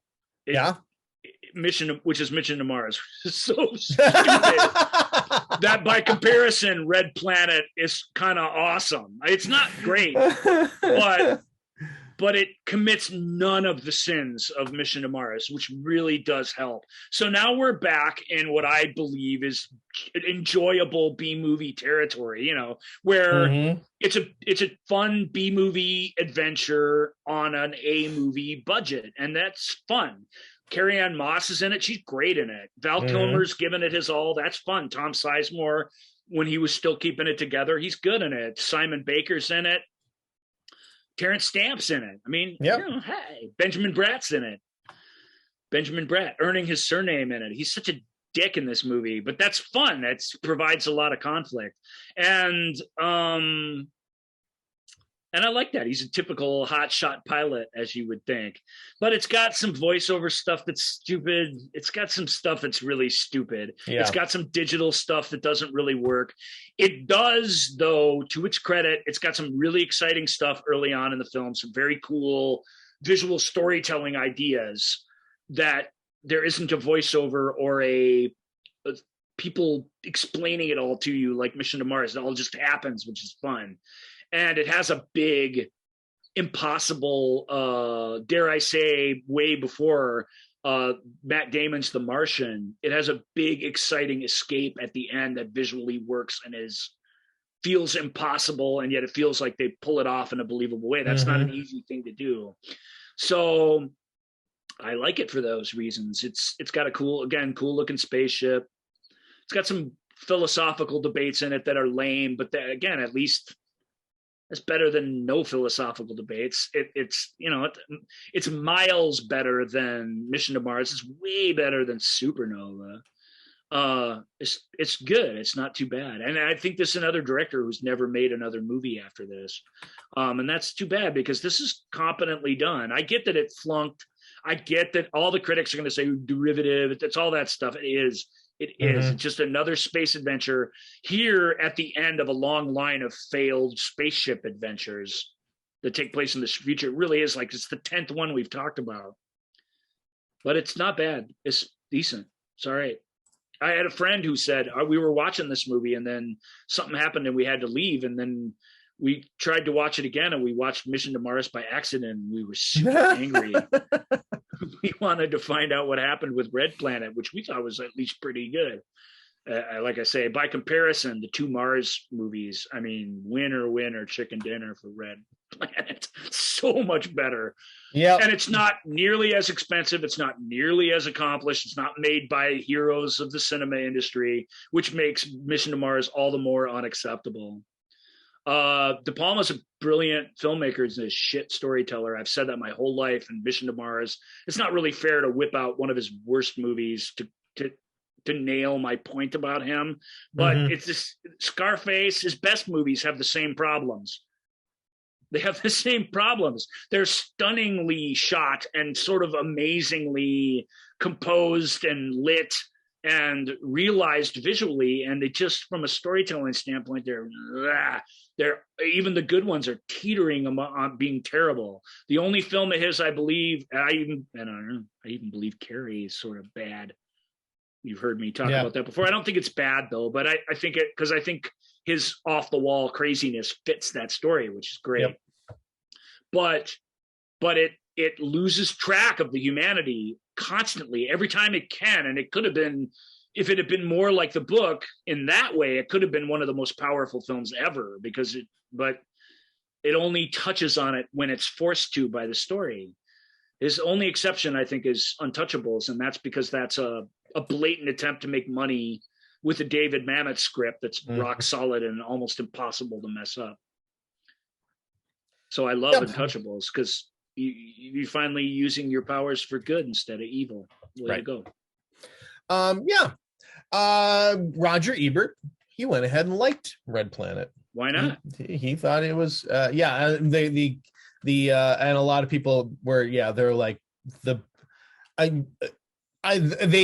you really hit the nail on the head, and other people are saying a lot of the same thing in much longer words, but by saying that the best thing that this movie had going for it was Mission to Mars. Truly, because it's just like Volcano and Dante's Peak, or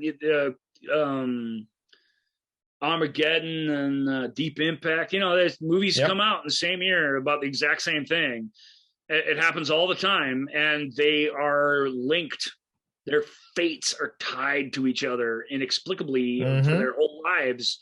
And Red Planet just wins. It wins big time. It wins big as Tombstone beats Wyatt Earp. It wins, man. It's the movie that you can imagine coming back to, whereas Mission to Mars is just an exercise in, oh yeah, I forgot how stupid this movie was. Yep. But like I said, being stupid isn't a deal breaker for me. It's a movie that thinks I'm stupid. I really can't tolerate that. I really can't. And that's what Mission to Mars is. So. Yeah, Red Planet, they're like Red Planet's achievement is its mediocrity. And that's what makes it of these two. That's, mediocrity is the winner. Gets the job done, And frankly, speaking of winning mediocrity, that's going to do it for our show. That takes us to the end of our show. All right, everybody, we sure do appreciate. Are there any other sci-fi movies that you feel maybe should get another look? We didn't get much past 2001 or whatever, so there's a whole last 20 years of movies. So feel free to let us know on Facebook at the Movie Show with Joel and Ryan page, and TikTok, Instagram, what is the other one, Twitter, at Ask Joel and Ryan, and askjoelandryan@gmail.com is where you can email us. You may have noticed, thank you, listener Ben, for liking my TikTok. Woo, thanks, Ben. I did. I didn't even like our TikTok. Whoops. But that'll do it for us. We will see you. What do we have coming up? We have some guests coming up, don't we? That's right. We had to we'll have some kind of show next week. I don't know what it'll be. And after that we got a week off at the end of April, and then some guests first thing in May, where we're going to talk some double features with some old friends. Indeed we are. So that is going to do it for us for this week. We sure do thank you for stopping by, giving us a listen, and watch us on YouTube. Thank you, everybody. Thank you for listening to The Movie Show with Joel and Ryan. Remember, all views and opinions represented in this podcast are personal and belong solely to the speaker and do not represent those people, institutions, or organizations that the speaker may or may not be associated with, unless explicitly stated. None of these views and opinions were intended to malign or deceive. And now, here's the producers, circa 1982, to play us out.